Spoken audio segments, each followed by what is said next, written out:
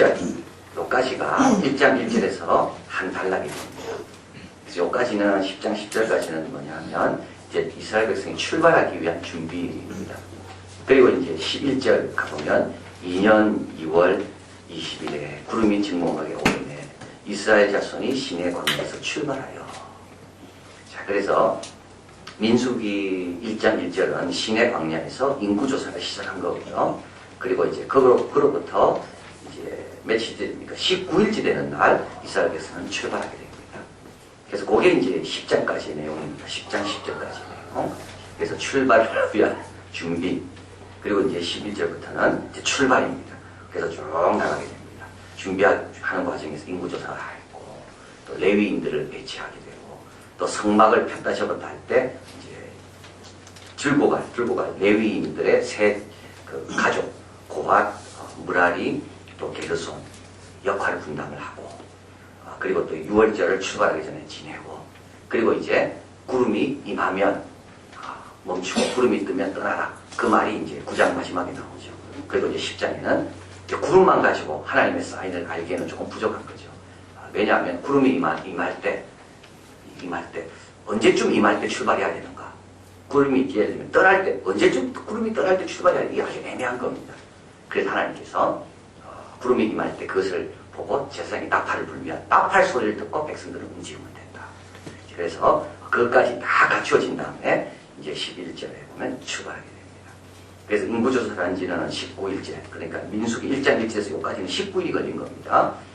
그리고 시내산에 머문 지는 10개월. 그래서 시내산에 도착해서 지금까지 10개월 동안 시내산에 머물고, 이때 이제 레위기의 내용이 그 10개월간의 레위기의 내용이 쓰여지게 되고, 그리고 10장까지, 이때까지 내용이 이제 10개월간입니다. 그리고 출애굽하고부터는 언제냐면 총 14개월이 지낸다. 그러니까 출애굽하고 시내산까지는 4개월 걸렸죠. 여기 10개월이고, 시내산까지 거리는 이스라엘 가나안까지는 반 정도 됩니다. 그러니까 결국은 다 합치면 4개월 한 8개월이면 약속의 땅에 들어갈 수가 있습니다. 그래서 10개월 정도 여기서 머문 걸 합치면 한 1년 한 6개월이면 이스라엘 백성은 가나안 땅에 들어갈 수 있습니다. 근데 못 들어가죠. 가까운 거리인데도. 가깝다고 가는 게 아닙니다. 그래서 금방 할 것 같아도 하나님이 허락지 않으면 안 되는 겁니다. 자, 그래서 이제 오늘 본문은 이제 마지막 정리, 나팔로 인하여 신호를 약속하고요. 그리고 나서 이제 하나님께서 출발하고, 그래서 이제 이스라엘 백성이 출발하는 내용이 나오고, 11장 가볼까요? 11장. 이렇게 준비해서 출발했는데도 어떻게 됩니까? 백성이 여호와의 들으시기에 악한 말로 원망하네. 이 백성이 불평이 나오기 시작하는 겁니다. 4절에 이스라엘 중에 섞여 사는 무리가 탐욕을 품으매. 그 다음에 쭉 12장에 모세가 굿수에다 취하였더니 그 굿수에다 취하였으므로 미리암과 아론이 모세를 비방하니. 그 다음에 13장이 뭘까요? 이제 가나안 땅 정탐이 나고요. 이때 이스라엘 백성은 돌아가기 시작합니다. 38년의 방황이 시작되는 겁니다. 그러니까 참 이게 신앙생활이, 광야생활이 절대 쉽지 않다는 걸 알게 합니다. 이렇게 준비를 철저하게 했는데도 불구하고, 준비가 철저하게도 불구하고 바로 이어서 원망이 들리게 되고 불평이 나고. 그래서 우리도 신앙생활 할 때 보통 마음을 강하게 먹지 않으면, 그래서 광야를 걸어가는 사람은 강하지 않으면 광야를 펼수할 수가 없습니다. 보통 우리가 강한 각오가 없으면 우리도 이렇게 준비를 잘했음에도 불구하고 금방 원망하고 금방 불평하고. 그래서 오늘은 이제 마지막 점검과 출발에 대해서 말씀을 나누는데요. 먼저 나팔 신호죠. 우리 1절에 가보면 여호와께서 모세에게 일러가라 10장입니다. 은나팔 둘을 만들어라. 그래서 나팔 둘을 만듭니다. 그래서 나팔 둘을 불 때는 모든 비중이 회막문 앞에 모이고, 나팔 하나만 불 때는 4절이죠. 이스라엘 천부장된 족장들만 모이고, 그리고 나팔을 울려 불 때가 있습니다. 5절에 울려 불 때, 이건 알람인데 알람, 이건 경고성 나팔 소리입니다. 동편신들이 진행할 것이고, 제2차로 울려 불 때는 남편신들이 진행할 것이고. 그래서 나팔을 울려 부른다는 말은 짧게 3번을 부는 것을 말한다고 합니다. 짧게 3번을 부는 겁니다. 빡빡빡 이러면 어떻게 됩니까? 아, 이건 앞으로 나가는 거구나. 나가는 겁니다. 그리고 또 9절에 가보니까 또 너희가 이 땅에서 너희 옆바다는 대적을 치러 나갈 때, 싸움하러 나갈 때 이렇게 해요. 또 나팔을 울려 부르라. 알람. 그래서 이제 싸우러 가는 거다. 이건 모이는 게 아니고 이건 싸우러 가는 거다. 그때는 나팔을 울려 부르라는 겁니다. 그리고 그냥 모을 때는 울려 부르지 말고 그냥 길게 한 번으로 쭉 불어라. 이렇게 하나님께서 사인을 주시게 됩니다. 그리고 이제 9절 가보면 9절과 10절을 보면 너희 희락의 날과 너희 정한 절기에 월삭에는 번제물 위에와 한목제물 위에 나팔을 불라 이제 나와 있는데, 그래서 9절과 10절은 이거는 가나안 정착 때도 나팔을 계속 들어야 되고 불어야 된다는 것을 알게 하는 구절이라는 것. 그래서 행진할 때뿐만 아니라 가나안 땅에 정착했을 때도 이스라엘 백성은 항상 나팔의 신호에 귀를 기울여야 되고 그 나팔에 따라서 움직여야 된다. 그것을 알게 하고요. 9절에 보면 이렇게 나와 있죠. 여호와가 너희를 기억하고 너희를 너희 대적에서 구원하리라. 10절도 마찬가지입니다. 화목제물을 드릴 때도 또 나팔을 부르라는 거죠. 그거는 뭐냐면 너희 하나님이 너희를 기억하리니 나는 너희 하나님 여호와니라. 그래서 하나님 앞에 제물을 드릴 때도 싸우러 나갈 때도 우리 하나님 다 아니까 알아서 해주십시오. 그게 아니라 다 하나님 아셔도 우리는 우리 할 바를 하라는 겁니다. 그게 나팔을 부르라는 거죠. 저 사람 기도하라면 이렇게 하나님 다 하시는데 알아서 주시지. 뭐 그거 아닙니다. 다 알지만 기도하라고 하나님 믿기 때문에 기도해야 되는 겁니다. 나팔도 마찬가지입니다. 하나님이 왜 모르시겠어요? 절기에 소를 잡고 양을 잡는 걸 하나님 다 보고 계시는데 대적을 치러 나가려고 무기를 이렇게 소집하고 군대를 소집하는 걸 하나님 다 아시잖아요. 근데 하나님 어떻게 하라고요? 그냥 나팔을 부르라는 겁니다. 순종하라는 거예요, 그냥. 그래서 여기서 우리에게는 편안할 때도 나팔을 불고 정착할 때도 나팔을 불고 싸우러 갈 때도 나팔을 불고 항상 나팔 소리와 함께 살아야 된다. 그것을 여기서 말씀합니다. 자, 그래서 하나님께서 먼저 구름을 보여주시고요. 자, 구름이 임합니다. 쫙 구름이 성막 위에 임해 있죠. 뜨면 이스라엘 백성이 출발합니다. 근데 언제 출발해야 되는가? 이 시간은 누가 정하는가 하면 제사장이 나팔로 알려주는 거. 그리고 이제 쭉 가다가 이제 구름이 멈추면 이때 멈추는 거죠.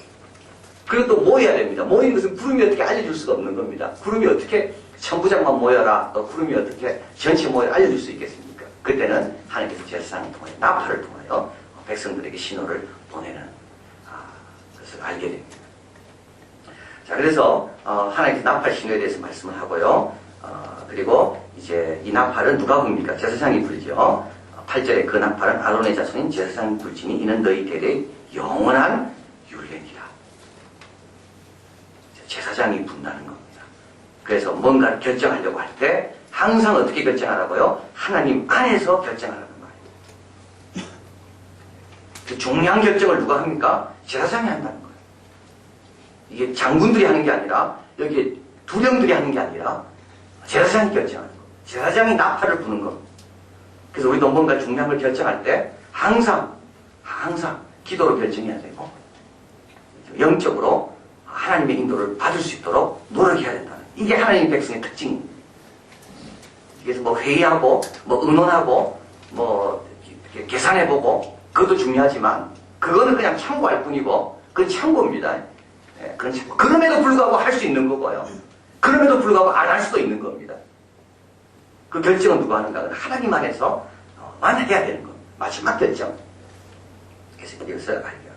자, 그리고 이스라엘 백성은 행진하기 시작합니다. 11절에 갑니다. 자, 제2년 2월 10일에 구름이 증거막 위에 오르며 이스라엘 자손이 시내 광야에서 출발합니다. 자기 길을 행하더니 바란 광야에 구름이 머물렀습니다. 여기서 머물릅니다. 이게 사흘기입니다. 이와 같이 그들이 여호와의 모세에 명하신 대로 쫓아 진행하기 시작했는데 14절에 수두로 제일 먼저 누가 갑니까? 유다 자손 진께서 동서남북에 세 지파씩 배치가 되어 있는데요. 동쪽이 제일 앞입니다. 동쪽에는 유다 자손이 가운데 있고 제일 먼저 유다 자손이 갑니다. 그 다음에는 이사갈, 동쪽에 있는 두 번째 그 가운데 옆에 있는 지파가 이사갈이고 그 다음에 왼쪽에 있는 것이 스볼론이고 이렇게 이 순서로 움직이기 시작합니다. 자, 그리고 이제 17절에 가보면 성막을 걷습니다. 그죠? 움직이면서 성막을 걷겠죠. 그때 게르손 자손과 무라리 자손. 게르손 자손은 주로 뭘 하죠? 천을 가지고 천. 성막의 천. 무라리 자손은 뭡니까? 성막의 기둥, 갈판, 무거운 것들. 그래서 먼저 동쪽 지파가 앞으로 나가고 그 다음에는 성막을 걷고 게르손 자손과 무라리 자손이 따라 나갑니다.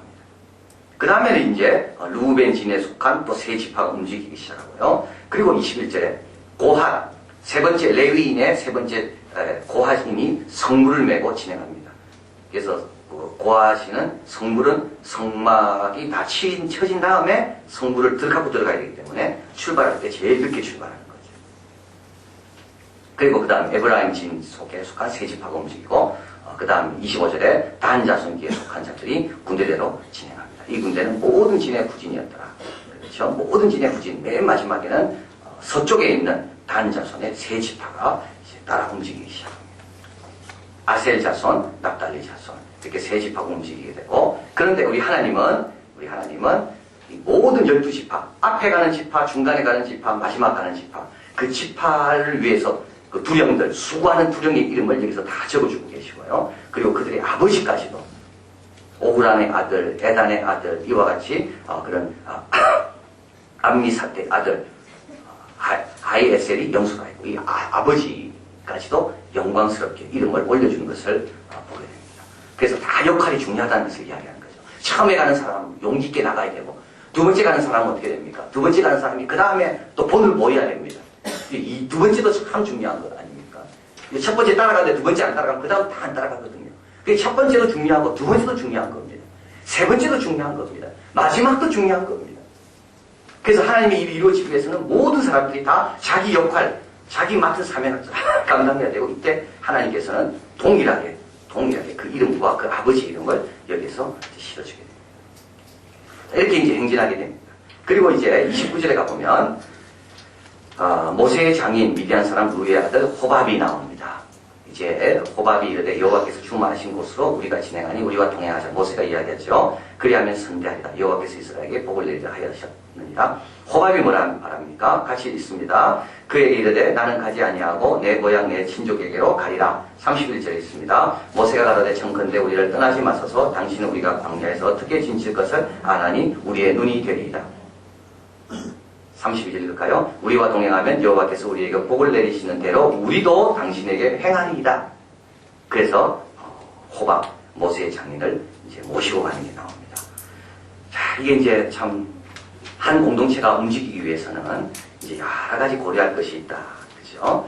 12지파가 다 움직일 수 있도록 그걸 전체적으로 또 감독해야 되고, 또 제사장이 나팔을 제대로 부는가 그것도 신경 써야 되고, 그리고 무라리, 게르손, 또 고아 자손이 여호와의 성물을 잘 들고 가는 그것도 챙겨야 되고, 또 뭐도 챙겨야 됩니까? 여기 있는 이런 사람들도 챙겨야 됩니다. 이게 쉽지 않습니다. 일 한다고 바빠가지고 여기 있는 이 호박 같은 이 장인을 등한시하면 안 된다는 거예요. 이게 모세의 인품이거든요.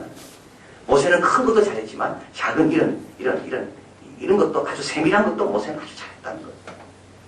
그래서 호밥 장인이 가지 않으려는 것을 모세가 잘 설득하고, 그리고 또 모세가 자기의 리더십을 나누죠. 광야에서 어떻게 진칠 것을 당신이 아느니 당신은 우리의 눈이 되리이다. 그러면서 이 호밥을 자꾸 세워주면서 함께 가는 것을 보게 됩니다. 그래서 참 모세는 훌륭한 겁니다. 일만 잘하지 않고 사람 관계도 잘 맺으면서 그 큰 인품으로 호밥을 끌고 가는 겁니다. 자, 그래서 이 구절은 이제 호밥의 후손들이 이스라엘 따라갔기 때문에 이 땅을 얻었을 거 아닙니까? 그 땅을 얻은 것에 대한 확실한 근거. 그래서 이 땅을 어떻게 해서 얻게 됐는가? 모세가 약속한 대로 땅을 얻었다. 이런 근거 자료로 되는 구절이라고 합니다. 자, 그리고 이제 35절에 같이 읽을까요? 개가 떠날 때에는 모세가 가로되 여호와여 일어나사 주의 대적을 흩으시고 주를 미워하는 자로 주의 앞에서 도망하게 하소서 하였고, 개가 쉴 때에는 가로되 여호와여 이스라엘 천만이게로 돌아오소서 하였더라. 여러분, 이게 천만이 아니라 했죠. 천은 단위라 그랬습니다. 천은 단위. 천은 예를 들면 뭐 장교, 지휘관이란 말이고, 그래서 이스라엘은 그 지휘관이 만이었다. 이런 말입니다. 지휘관이 만. 숫자가 천만이라는 말이 아니고요. 그리고 지휘관의 그 단위, 지휘의 단위가 10,000개 있었다. 이렇게 생각하면 됩니다. 자, 그런데 이제 모세가 걔가 떠날 때 모세가 기도하고, 걔가 쉴 때도 모세는 기도한다. 자, 그래서 이런 큰 공동체가 움직이는데 신경 써야 될 것이 너무 많이 있고, 또 모세가 어떻게 혼자 다 감당하겠습니까? 그래서 모세는 항상 뭐 했다고요? 출발할 때 기도하고 끝날 때도 기도했다는 거예요. 출발할 때 하나님 도와달라고 기도하고, 또 쉴 때도 기도했다는 거예요. 쉰다고 기도를 멈춘 적이 아닙니다. 그죠? 우리 우는 사자는 삼킬자를 찾고 있기 때문에 쉴 때도 우리는 늘 영적으로 깨어있어야 되고 또 잘 쉬어야 되는 거죠. 그렇잖아요? 여러분 교회가 떠날 때도 정신 차려야 되지만 쉴 때도 또 정신 차려야 됩니다. 왜냐하면 영원히 쉬는 게 아니거든요. 잘 쉬어야지 또 일어나 갈 거 아닙니까? 그렇죠. 잘 쉬어야지 그 다음날 또 일어나 갈 거거든요. 그래서 여러분 쉰다고 방심하면 절대 안 되고 쉰다고 아무렇게나 쉬면 안 되는 겁니다. 그 다음날 일어나 또 가야 되거든요. 그렇기 때문에 모세는 늘 기도합니다. 떠날 때도 기도하고 쉴 때도 여호와께 기도하고. 자, 그래서 이렇게 이제 움직이기 시작하는 겁니다. 그러니까 참 어떻게 보면 이걸 볼 때 보면 이 우리 신앙생활이라는 게 참 우리의 역할이 바로 이런 모세와 같은 역할이 아닌가 이렇게 생각해요. 우리 가정을 이끌고 내가 가야 되고 우리 직장에서 또 이끌고 가야 되고 또 교회에서도 어떤 우리 반에 있는 아이들을 이끌고 가야 되고 이 리더십의 어려운 점. 근데 이 고려할 것이 너무 많이 있는 거지. 나팔 소리도 챙겨야 되고 12시파 중에 한두 경이라도 이상하게 하면 어떻게 됩니까? 이게 다 전열이 흐려지니까 안 되고 참으로 참 어렵습니다. 근데도 하나님은 우리에게 이런 것을 맡기시는 겁니다. 모세에게. 그래서 한계 끌고 가라고. 그래서 호박 같은 사람이 있을 때는 와서 쫙 설득하고 개인적으로 만나가지고 해야 되고 모세가 이렇게 바쁜데도 장인이 말 알아서 해주면 얼마나 좋아요. 근데 장인이 알아서 안 해주니까 모세가 가서 또 하고 또 다 한 다음에도 늘 부족한 게 남습니다. 그때 어떻게 해요? 그때 기도하는 거죠, 모세가. 딴 사람은 쉬어도 모세는 안 쉬는 겁니다. 딴 사람은 쉬어도 이 백성들이 쉴 때 안전하게 잘 쉴 수 있도록 모세는 기도합니다. 이게 우리 지도자의 역할, 우리 가정의 지도자. 자, 그래서 오늘 본문에 보면 이제 오늘 한 3가지가 여기 있는데요. 그건 뭐냐면 이게 나팔과 구름과 이 대적입니다. 이제 공동체에서 아주 중요한 겁니다. 공동체를 이끌고 가고 또 공동체 생활을 하는데 너무나도 중요한 거.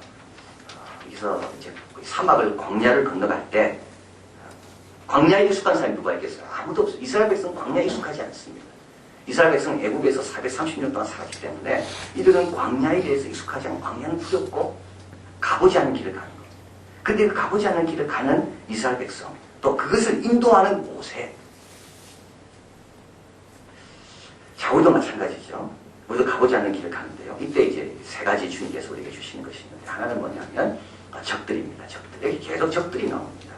9절에도 나오죠. 아빠 가는 대적을 치러 나갈 때, 또 35절에 괴가 떠날 때 주의 대적을 흩으시고 대적 적들. 그래서 어떻게 보면 이 적들은 왜 주셨는가? 적이 없으면 좋을 것 같지만 그렇지 않습니다. 적이 있기 때문에 정신 차리고 깨어있는 거예요. 그리고 특별히 적이 없으면 어떻게 될까요? 적이 없으면 우리 서로 싸웁니다. 이상합니다. 적이 없으면요, 우리끼리 싸웁니다. 근데 밖에 우리를 넘어뜨리려는 적이 있다는 걸 아는 순간부터 한 명 한 명이 너무 소중하게 느껴집니다. 오늘도 신방 갔다 왔는데요. 최숙희 집사님, 경희의료원, 뭐죠? 한방, 동서, 신의학원인가. 여러분, 서양의학하고 동방한의하고 얼마나 갈등이 있습니까? 그런데 실제로 환자에게는요, 이 둘이 다 필요한 겁니다. 환자를 생각하면 이 둘이 협력해가지고 환자를 도와야 되는 겁니다. 그러니까 적을 자꾸 잊어버리는 거예요. 지금 싸울 일이 아니잖아요. 환자가 아픈데 우리 최숙희 집사님 같은 경우는 보니까 양약이 안 맞는 거예요. 몸이 너무 약해가지고. 그게 이제 한방치료밖에 안 남은 거예요. 그래서 한방치료하면서 침도 맞고 약을 먹으면서 이제 조금씩 회복이 되는 거예요. 얼마나 고마운지 몰라요. 근데 우리가 늘 그걸 생각해야 됩니다. 내 혼자 다 못합니다. 그래서 하나님께서 다양하게 만드셨고 하나님께서는 다양한 은사를 다 주시는 겁니다. 그래서 우리가 모두가 힘을 합쳐서 지금 당장은 저 사람이 쓸모없는 것처럼 보이지만 어느 순간 되면 그 사람이 굉장히 쓸모있게 되는 겁니다. 그래서 우리는 이게 적이라는 걸 자꾸 잊어버리면 안 되는 거죠. 적이 있기 때문에 모두가 우리가 다 나름대로 역할을 해야 되고 보병은 보병 역할, 포병은 포병 역할. 적과 싸움에 있어서 아무도 필요 없는 사람은 한 명도 없다는 겁니다. 그래서 하나님께서 일부러 적을 주시는 이유는 여기에 정신 차리라는 거죠. 우리 예수 믿는 사람들이 정신 차려야 되는 겁니다.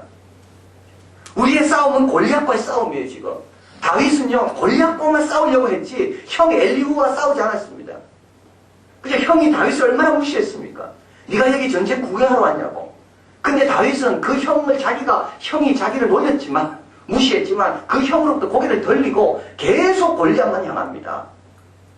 그러니까 골리앗이 이겨낼 수가 없는 겁니다. 우리도 마찬가지입니다. 우리가 서로 싸우면 안 되는 거예요. 우리의 싸움의 대상은 따로 있는 거예요.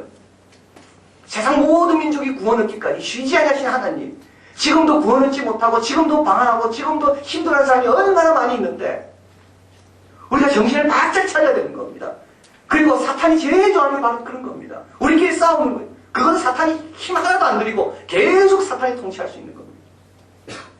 그래서 하나님께서 왜 자꾸 대적을 두시고 또 대적을 놓고 계속 기도할까요? 대적을 늘 의식해야지만이 이스라엘 백성이 하나로 뭉칠 수 있기 때문에 그렇습니다. 그래서 우리도 늘 깨어있어야 돼요. 우리의 대적은 혈과 육이 아니에요. 우리의 대적은 눈에 보이는 사람이 아니에요. 이제 그 뒤에 있는 악한 세력, 공중의 권세 잡은 자가 있다. 그래서 우리는 그걸 늘 깨어 생각하면서 서로를 소중하게 내 인생 최고의 순간, 그 영화 보신 분 계시나요? 핸드볼 경기 아닙니까? 처음에 그 영화 주인공 둘인가 라이벌이었어요.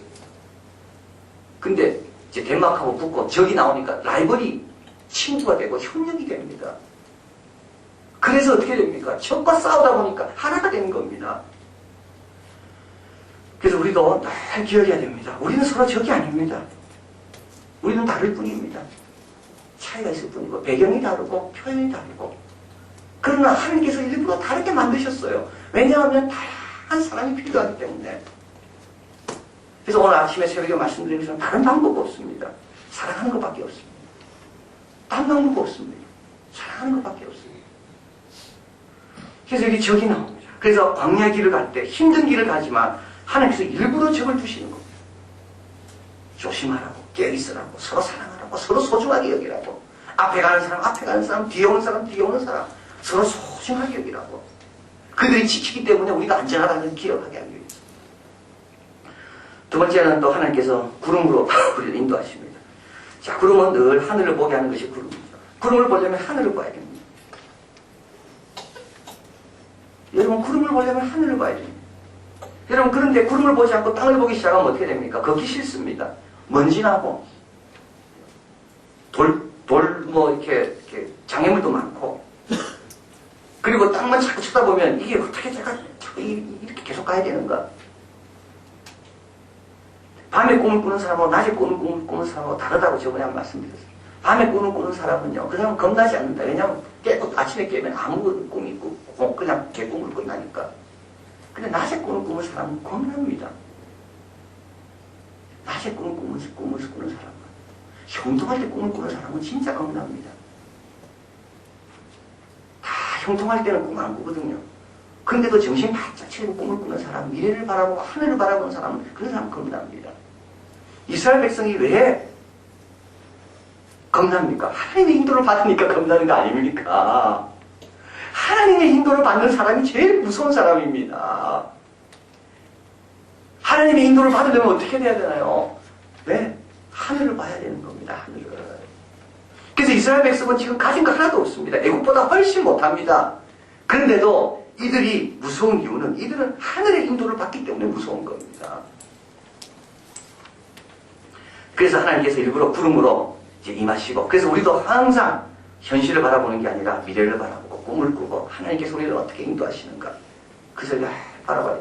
그리고 마지막에 또 하는 가지 나팔이죠. 나팔. 하나님께서 나팔을 계속 부르라는 이유가 있습니다. 왜냐하면 나팔 소리를 안 들으면 다른 소리를 들으니까 그렇습니다.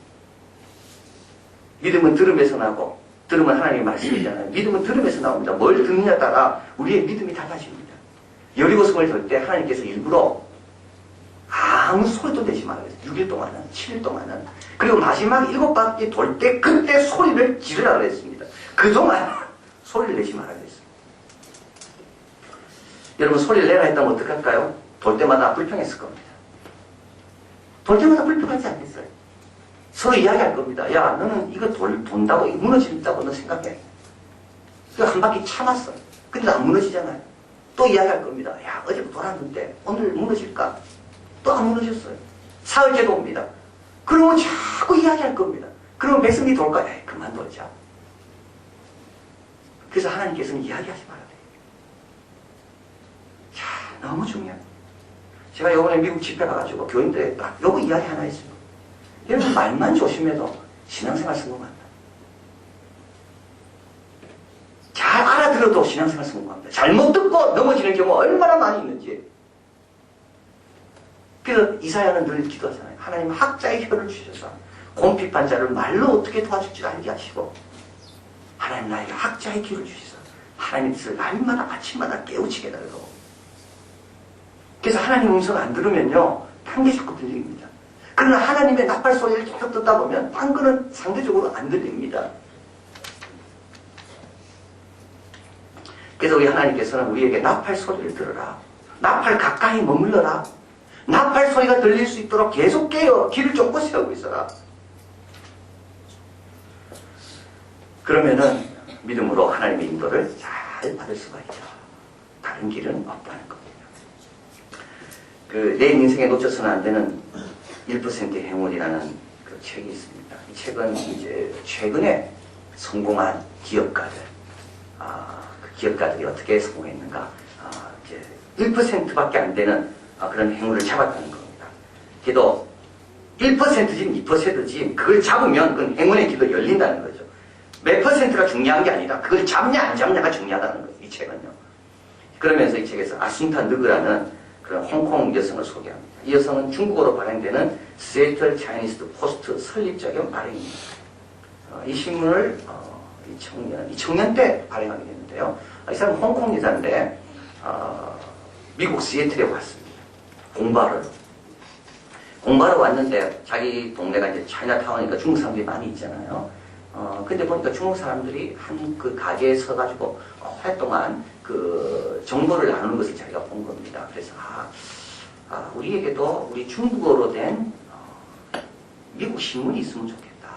우리 중국 사람들 그 사람들 가운데 영어를 잘 몰라서 신문을 못 읽는 사람이 많으니까. 그래서 이 사람이 이제 중국어로 된 신문을 미국에서 이제 발간하려는 계획을 세우고 이제 자기 나름대로 이제 일을 추진해 갑니다. 근데 이제 첫 번째 창간하고 또 이제 그 신문을 이렇게 발간하려고 돈이 들잖아요. 그래서 이제 그 광고를 이제 실어야 되는데, 그래서 시애틀은 차이나타운에서 제일 장사 잘 되는 그 사장 콴씨를 이제 찾아갔습니다. 찾아가서 내가 이런 취지로 신문을 발행하려고 하니까 좀 후원을 좀 해주고 광고를 좀 치더라. 그냥 콴씨가 이렇게 나는 이때까지 한 번도 광고한 적이 없고 내 식당은 광고와 상관없이 잘 됐다. 그런데 내가 광고를 실는다면 사람들이 아마 오해할 거다. 혹시 식당이 잘 안 돼서 광고를 실은다. 그래서 나는 광고 실을 생각이 절대 없다. 실어주십시오. 이런 신문이 필요합니다. 중국 사람들 생각해 보십시오. 그 사람이 이야기합니다. 나는 그럴 생각 전혀 없고, 그리고 그 광고는 안 된다. 그래서 이제 그 사람이 듣고 이제 나오는 거예요. 나오다가 이 안 된다는 말이 자꾸 많이 걸려요. 안 된다. 다시 돌아갔어요. 왜 안 된다는 말이 걸렸는가 하면 중국 여자, 홍콩에 태어난 중국 여자로서 자기는 지금까지 살면서 안 된다는 말만 들었다는 거예요. 너는 여자기 때문에 안 되고, 너는 이래서 안 되고, 너는 우리 집에 오빠들 있고 남동생 있는데 걔도 공부시켜야 되기 때문에 너는 안 되고. 그래서 이 사람이 그 안 된다는 말을 벗어버리기 위해서 미국으로 왔다는 거예요. 꿈의 나라, 가능성의 나라. 여기서는 안 되는 게 아니라 한번 되돌아 한번 해보자. 근데 와가지고 미국에서 들었던 말이 또 안 된다는 말이었다는 거예요. 그래서 자기가 다시 돌아갔다는 콴씨한테. 그게 콴씨한테 이렇게 이야기해요. 콴씨, 광고 안 해도 좋다. 그러면 이런 신문이 나와서 너무 축복하고 격려한다. 축사를 실어달라고. 그러니까 콴씨가 그건 괜찮다고. 175불을 주고 광고를 시키고 허락했답니다. 돈을 받고 이 사람은 다른 차이니스 레스토랑 중국의 식당에 가가지고 콴씨도 돈을 주면서 광고시키기로 했으니까 당시도 실어달라고. 그래서 4,000불을 모으고 첫 번째 창간신문을 발행하게 돼서 지금까지 이 신문은 중국인들에게 사랑받는 그런 신문이 됐다는 겁니다. 자, 여러분, 저는 이걸 읽으면서 미국까지 와서 안 된다는 말을 드려야 되는가? 그죠? 그게 참 마음의 도전이 됩니다. 미국까지 와서 안 된다는 말을 드려야 되는가? 우리가 신앙생활하면서 출발해놓고도 계속 세상의 관심과 세상의 그 어떤 그런 기준을 따라 우리가 결정해야 되는가? 이스라엘 백성이 광야를 출발해가지고 이제 출발해가 광야를 가며 하나님의 백성을 거듭나기 위해서 불기둥과 구름기둥의 인도를 받으면서도 이들은 하늘을 보지 않고 그 땅에서 땅을 봐야 되는가?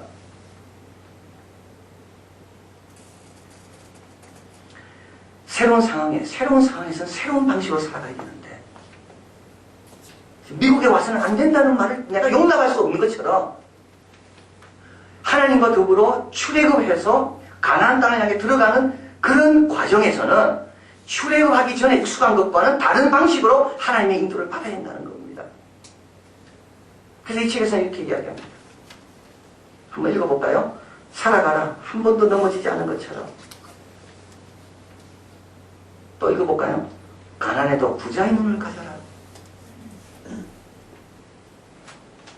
그죠? 그래서 우리가 가난하더라도 가난한 자의 눈으로 살도록 하기 위해서 하나님이 부른 게 아니고 가난하더라도 부자의 눈을 가지라고 그 부자의 눈을 갖고 부자의 관점을 가지고 살라고 하나님께서 우리를 부르셨는데 한 번도 넘어지지 않는 것처럼 살아갈 수 있는 그런 길로 우리를 부르셨는데 우리가 과거에 떠나온 그 땅의 방식으로 살면 되는가? 자, 그래서 우리도 이제는 나팔 소리를 늘 기울여야 되고요. 여러분, 나팔 소리를 늘 기울여야 인도함을 받습니다. 다른 방법은 없습니다. 다른 길은 없습니다. 그리고 또 구름을 늘 위를 쳐다봐야 아름다움을 늘 봐야 됩니다. 그리고 마지막으로 적이 있으면 기울여야 됩니다. 꿈속에도 여러분 깨어 있어야 되고 잠잘 때도 깨어 있어야 되고 그럴 때만이 우리는 가난해도 부자처럼 바라보고 상처와 실수가 많이 있어도 한 번도 넘어지지 않는 것처럼 우리는 계속 당당하게 앞으로 걸어갈 수가 있다.